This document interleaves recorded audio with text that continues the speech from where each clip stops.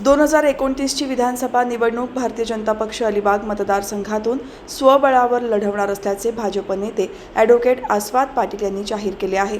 वर्सोली येथील होरायझन सभागृहात आयोजित आग्राव येथील शेकडो ग्रामस्थांच्या जाहीर पक्षप्रवेश कार्यक्रमात ते बोलत होते. ॲडव्होकेट आस्वाद पाटील यांनी आपल्या भाषणात स्पष्ट केले की 2024च्या विधानसभा निवडणुकीत भाजपने ज्यांना मदत केली त्यांच्याकडून जिल्हा परिषद निवडणुकीत परतीच्या मदतीची अपेक्षा होती, मात्र ती मदत मिळाली नाही. युती झाली नाही हे एका अर्थी बरे झाले, कारण यामुळे आम्हाला आमची खरी ताकद समजली, असे मत त्यांनी यावेळी व्यक्त केले.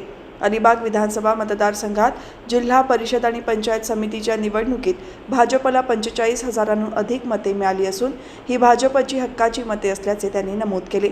या कार्यक्रमात आग्राव येथील शेकडो ग्रामस्थांनी भाजपमध्ये अधिकृत प्रवेश केला.